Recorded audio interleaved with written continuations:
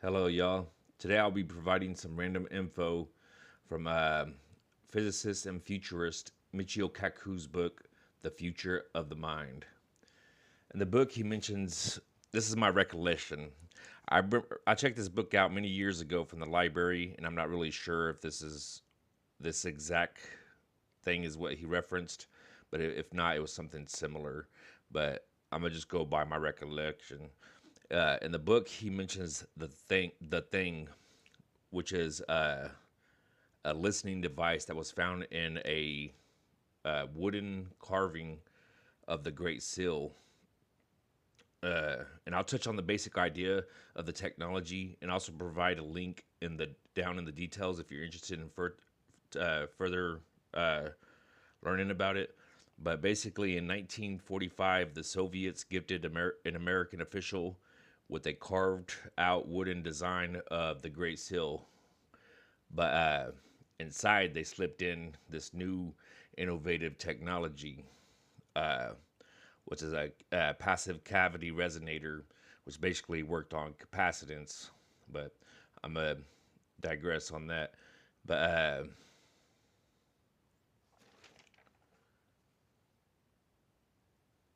this piece of art hung on this official's wall for 7 years, listening on U.S. officials' conversations. I read before that it was the White House, but it was hung in the White House. But researching it, touching up on my research here again, is saying it was hung in the an ambassador's house.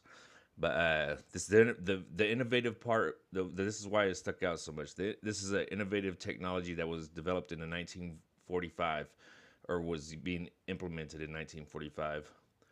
And the innovative part was it was a listening device that required no batteries or power source at its direct location. And also, no one needed to go in to retrieve any recordings or none of that jazz. It was basically a membrane that picked up the vibrations of individuals speaking, and the Soviets would use radio waves beamed at the device from somewhere outside nearby, and those radio waves would read the vibrations of the membrane, basically serving as a wireless and powerless microphone, as the radio wave was all that was required to power it, providing the power for it.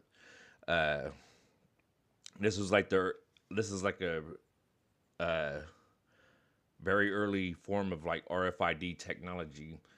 But now that's basically the idea of it, and I'm gonna go into the realm of speculation here. But I'm just merely trying to expand upon this idea from what I've read about it. But anyways, all cell phones have speakers and microphones, which are both the same thing.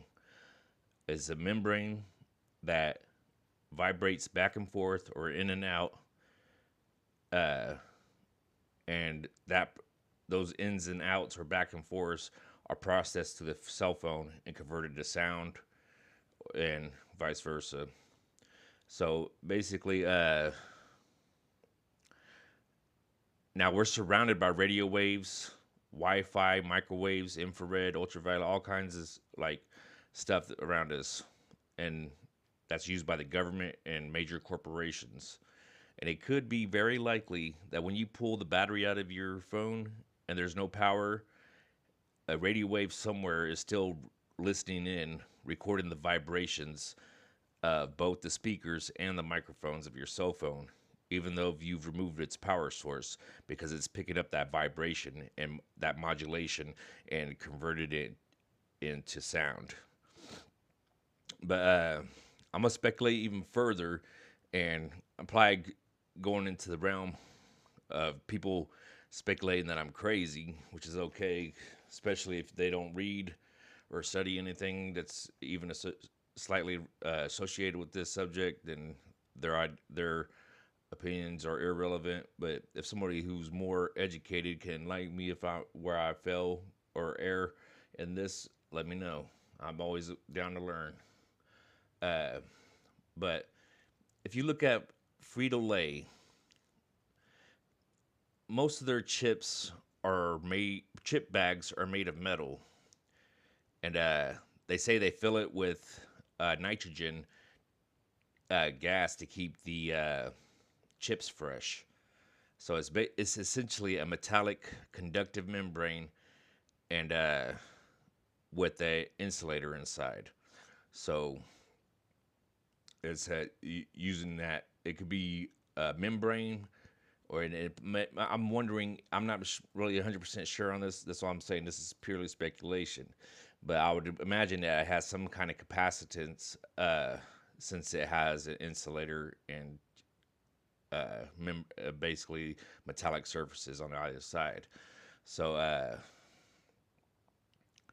they say they use the nitrogen to keep the chips fresh, but I've seen them where they've had metallic on one side of the bag, and then the other face of the bag is made of plastic. So it kind of like puts a hole in that idea. Uh, but I think this could basically serve as the same. It's the same technology. Like a potato chip bag could be used as the same technology as the thing, the listening device.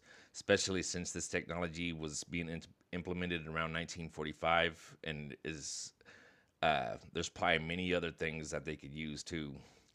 Like let's say you got pens and pencils with the slightly metallic inside, or it has metallic tips or ends. That those metallic ends could be, you're writing something, and being picked up by radio waves, and that signature of what you're writing is being picked up by the radio waves. It's positioning, so it basically transfers what you're writing. Now, if you go think about your house key, I know technology's changes where not everybody has a house key, a metallic metal house key, but essentially that's like a RFID device with a unique profile.